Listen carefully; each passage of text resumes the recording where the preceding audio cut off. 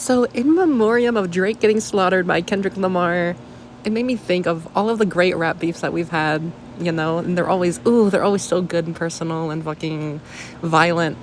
But there is one in particular that doesn't have a documentary on it. There's not really anyone who explains it. You have to go and look at all these different clips and stuff to even understand half of the story. So I'm just condensing it all in one place because, like I said, we've had a lot of good rap beefs, but none have been to this level of we used to be friends, but fuck you now. And yeah, so that's the goal. This is the story of Hobson versus Swizz.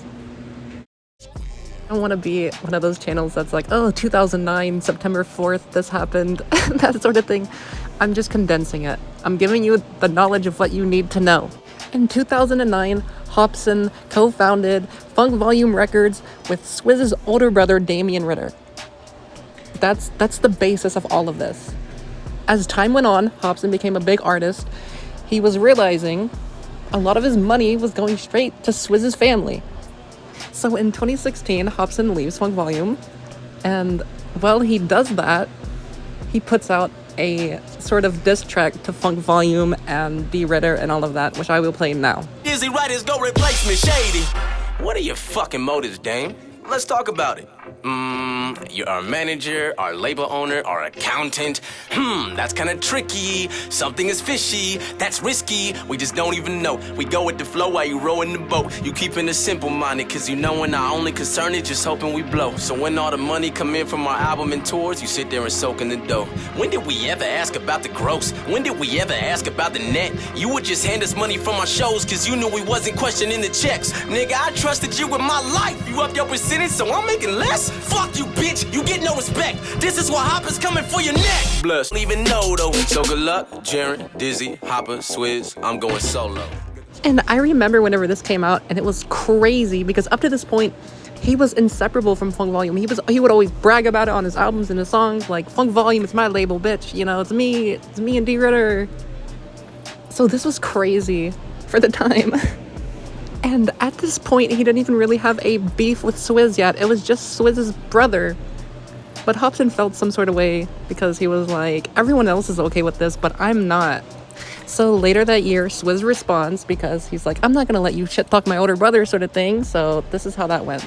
Desperation is alarming, you were trapped to begin. Loyal to my bloodline, I don't sit on the fence. Don't ask me for my opinion, just witness how the shit ends. So many acts to fulfill, you lost yourself in the hype. All the shit you attained could disappear overnight. We ain't budging, this was a blessing. They failed to see the connection. Your image is a confession, you are nothing you type. Something ain't right, you can't handle the life that you made, huh? Path that you paid, huh? World still seems great, huh? Blame it on Dame, huh? Begging for an escape. It's obvious you're fucking broken and you're losing your way. Yeah, I saw this coming for a long time. We made it out the rain, ready for the sunshine. I promise everything's good, man, nobody's tripping. I promise everything's good, man, nobody's tripping. That's automatic.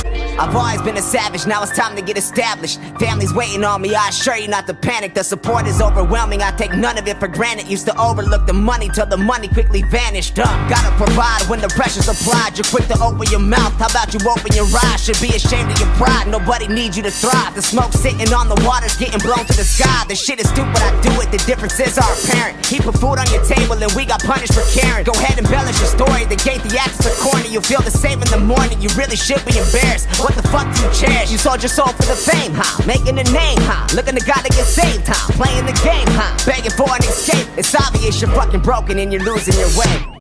So when this came out, people were pretty much already Swizz lost.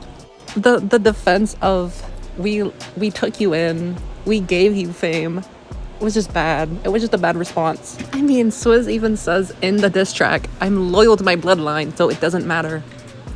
So, in 2017, pretty much a full year after, Hobson finally sort of jabs back at Swizz. Listen, little nigga, we ain't in the same shoes. You ain't built a name or even paid dues. Damn it, I'm ashamed of what it came to. And if you had have ever reached my level of fame, guaranteed Dame would've played you. He's in the wrong, don't give me hate for it. You know I'm better than me. Y'all always had a broken relationship. Now you looking at me like I'm Satan's spawn. But 5 years ago, you had made the same diss song. Why don't you put it out? Show the world you hate your brother too. Don't be afraid to show the truth. Shit, you ain't got much to lose. Anyone can hold a gun up, but who's brave enough to shoot? You know damn well he's addicted to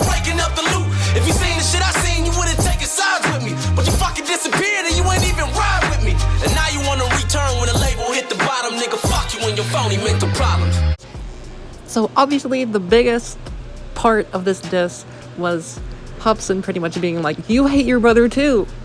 You made an old diss song about it. Like, so like you're not even loyal to the people you're saying you're loyal to. You're just taking their side. So at this point, it's mutual destruction. Hobson hasn't put out an album since 2017. Swizz isn't really popular at all. No one really knows who he is. So this is where it gets sad, because from this point on, the beef isn't fun to listen to. It's actually really heartbreaking, because both guys eventually are like, you know what, we kind of overreacted. We're never going to be friends again after everything we've done to each other.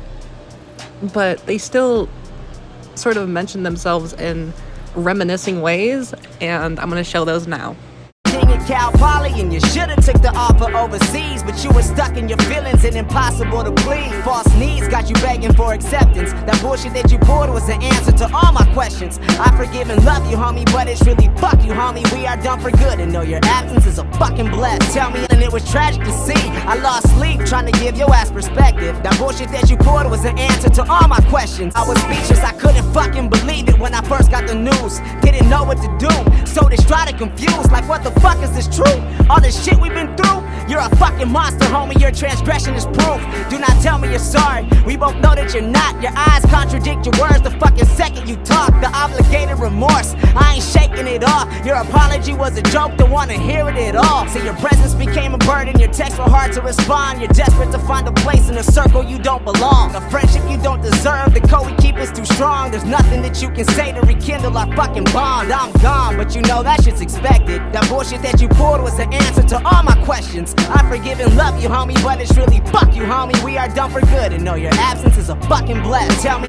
See, I'ma post a link and you gon' hear the difference. Thought I was falling off and I'm the one that's tripping. Old friends getting married and they're having children. You feel my windows closing and the clock is ticking. Shit, I'm so used to that now. My own brother feels the same and he's no longer around. He left town and we barely talk. I do my best to try to reach him, but I'm at a loss. Yep, you hung it up before it cracked. Now you're fading with the masters while I'm mastering these tracks. You know where I'm at. When the best that never do it gets the urge to rap, I'm up the street, the door is open, you don't have to ask. The gambling has been a mess, but bet the house on me. Tell everyone at the shop I am next. I always think of Robin Williams, someone we loved and who we saw appealing. He made us all laugh as adults and children. Shit, all the millions that he had. I wonder what were his thoughts and feelings 5 minutes before the belt had cut his breath off and killed him. Probably something like my thoughts now. What goes up is gotta fall down. Act like an ATM machine. If I don't give my friends my money, shit, I'm the enemy. I had about 1 million new best friends that I just met. Some were plotting to build me a deathbed. All because they kept on putting whack songs out that no one's impressed with. So out of jealousy, they diss me. You fucking guessed it.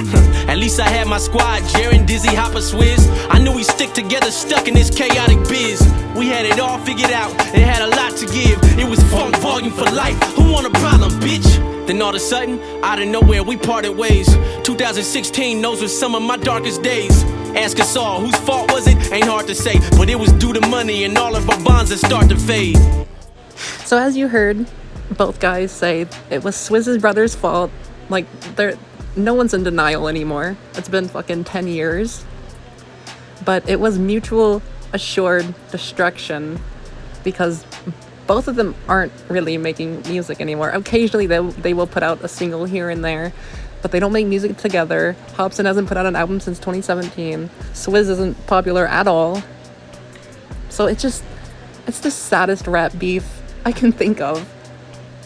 Hobson's girlfriend eventually left him and stuff. No one's happy about this. No one is. Pretty much what I'm saying is this was not a W for either of them. They both lost their friend. I mean, none of them got bigger from this. They were friends beefing. Everyone who knew of Swizz knew of Hobson. Everyone who knew of Hobson knew Swizz. It wasn't like they're stealing each other's audience. It's just sad.